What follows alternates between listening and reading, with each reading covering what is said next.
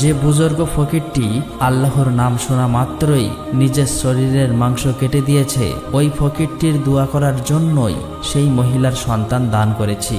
হে মুসা, যে ব্যক্তি আল্লাহর রাস্তায় সবকিছু উৎসর্গ করে দেয়, সবকিছু দান করে দেয়, আল্লাহ তাআলা তাকে সব দেয়, এমনকি লেখা ভাগ্যকেও পরিবর্তন করে দেয় শুধুমাত্র তার দুয়ার কারণে। অতঃপর হযরত মুসা আলাইহিস সালাম এই উত্তর শোনার পর বাড়িতে চলে আসলেন। এরপর কিছুদিন অতিবাহিত হয়ে গেল। একদিন হযরত মুসা আলাইহিস সালামের মনে পড়ে গেল আল্লাহ তাআলা বলেছিলেন কসাই তার সাথে জান্নাতের সঙ্গী হবে। এই প্রশ্নের জবাব জানার জন্য হযরত মুসা আলাইহিস সালাম আবারও তুর পাহাড়ের উদ্দেশ্যে রওনা হলো। তুর পাহাড়ে গিয়ে হযরত মুসা আলাইহিস সালাম বললেন, আল্লাহ রাব্বুল আলামিন আপনি বলেছিলেন কসাই মুসার সাথে জান্নাতের সঙ্গী হবে। আমি জানতে চাই সেই কসাই কি এমন আমল করে যে আমলের কারণে আমার সাথে জান্নাতে থাকবে। অতঃপর মহান আল্লাহ তাআলা গায়েবী আওয়াজের মাধ্যমে সেই কসাইয়ের ঠিকানা বলে দিলেন। অতঃপর পরের দিন হযরত মুসা আলাইহিস সালাম একটি প্রতীক সেজে সেই কসাইয়ের দোকান থেকে একটু দূরে দাঁড়িয়ে বিষয়টি লক্ষ্য করতে লাগলেন। হযরত মুসা আলাইহিস সালাম লক্ষ্য করলেন যে ওই কসাইয়ের তেমন তো কোনো গুরুত্বপূর্ণ আমল দেখতে পাচ্ছি না। কসাই শুধু মাংস কেটে তার মধ্যে যেগুলি সব থেকে ভালো ওই মাংসগুলোকে একটু একটু করে তার সাইডে রেখে দেয়। কিছুক্ষণ পরে হযরত মুসা আলাইহিস সালাম দেখলেন কসাই এই মাংসগুলোকে নিয়ে তার বাড়ির পথে রওনা দিলেন। হযরত মুসা আলাইহিস সালাম কসাইয়ের পিছন পিছন রওনা দিলেন। এক পর্যায়ে কসাই তার বাড়িতে পৌঁছে গেলেন।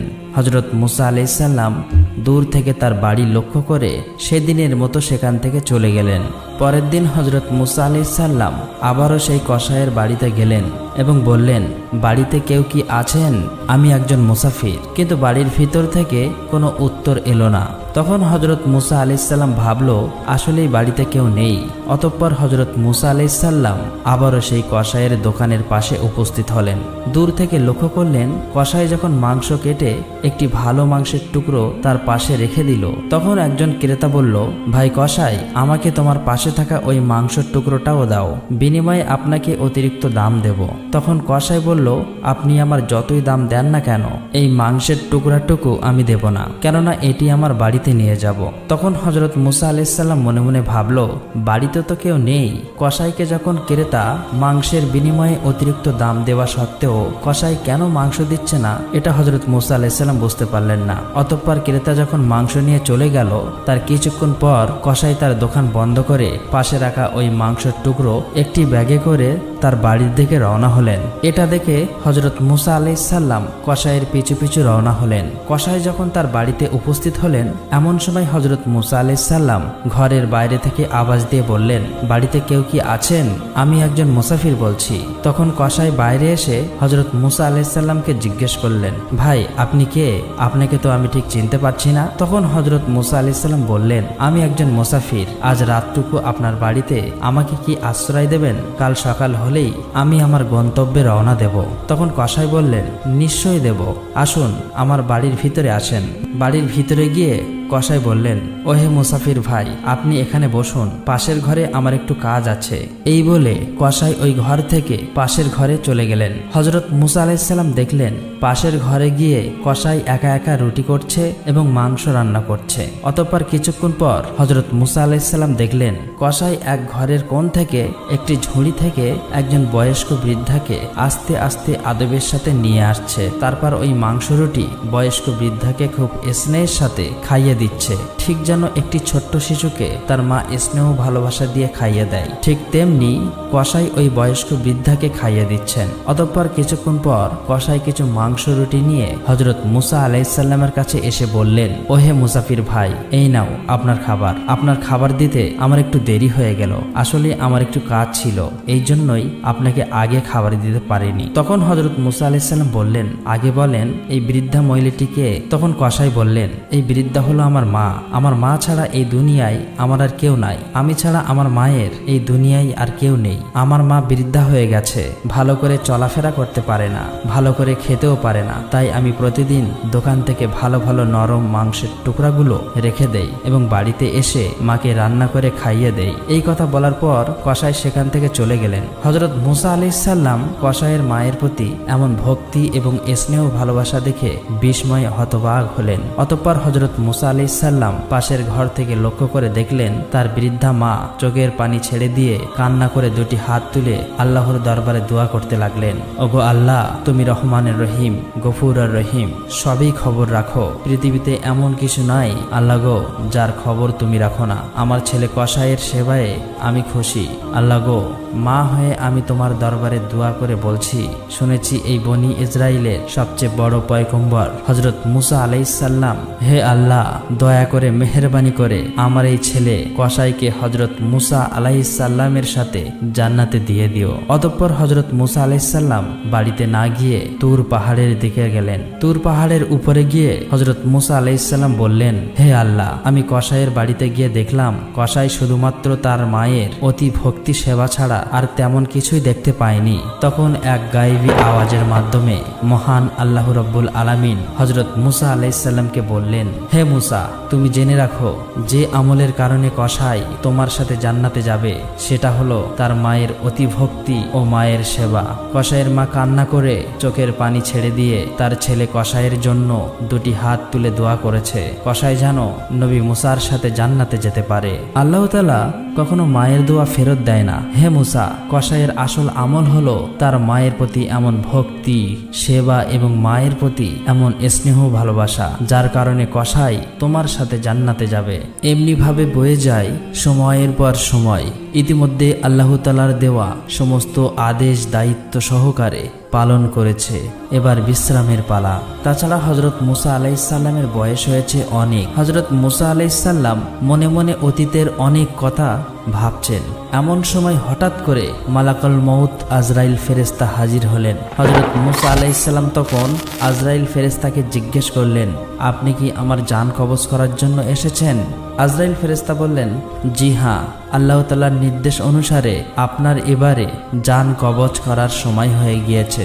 তখন মুসা আলাইহিস সালাম বললেন, আপনি কি আমার জান মুখ থেকে বার করে নেবেন? অথচ আমি এই মুখ দিয়ে সরাসরি আল্লাহ তাআলার সাথে কথা বলেছি। তখন আজরাইল আলাইহিস সালাম বললেন, তাহলে চোখ দিয়ে বার করে নেব।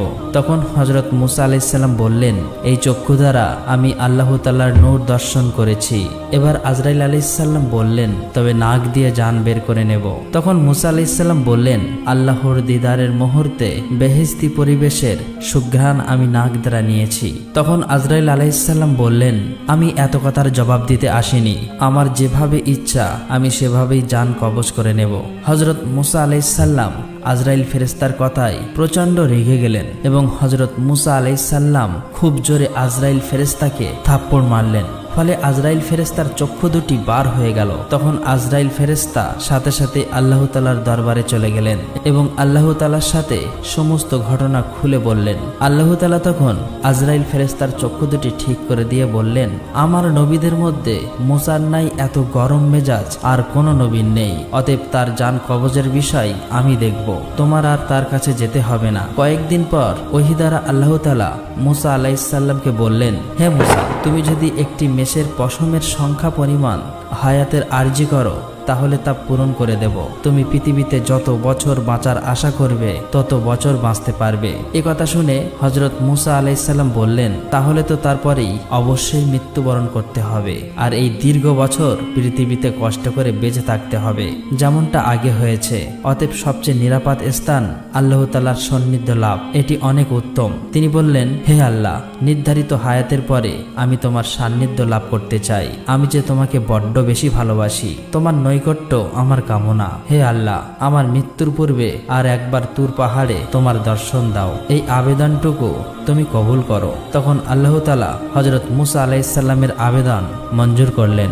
আল্লাহ তাআলা তখন হযরত মুসা আলাইহিসসালামকে তুর পাহাড়ে যেতে বললেন। তখন আল্লাহ তাআলা তুর পাহাড়ে নূর দর্শন করালেন এবং কথা বললেন। সর্বশেষে হযরত মুসা আলাইহিসসালাম আল্লাহর দরবারে দোয়া করে বললেন, হে আল্লাহ, আমাদের কওমের প্রতি কোনো গজব নাজিল না করে আমাদের রহমতের ছায়াতলে আশ্রয় দিন এবং তাদেরকে রুজি রুটির ব্যবস্থা করুন, তারা যেন অনাহারে মৃত্যুবরণ না করে। আল্লাহ তাআলা হযরত মুসা আলাইহিসসালামের আবেদনের পরিপ্রেক্ষিতে বললেন, আল্লাহ তাআলা ইমানদার, নফরমান, কাফের সমস্ত জীবজন্তুর প্রতিপালক। আল্লাহ কখনো কাউকে অনাহারে রাখে না।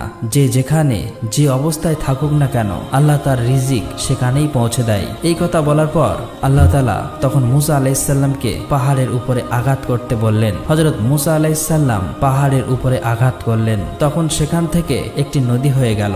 নদীর উপর পুনরায় আঘাত করতে বললেন। আঘাত করার পর দেখলো নদীর উপর দিয়ে একটি পাথর ভেসে আসছে। আল্লাহ তাআলা তখন পাথরের উপর পুনরায় আঘাত করতে বললেন। হযরত মুসা আলাইহিসসালাম পাথরের উপর আঘাত করার পর দেখলো পাথরের মধ্য থেকে একটি ফড়িং বার হয়ে আসছে। এই ফড়িং এর মুখে ছিল এক টুকরো কাঁচা ঘাস। এই দৃশ্য দেখে হযরত মুসা আলাইহিসসালাম সিজদায় পড়ে গেল।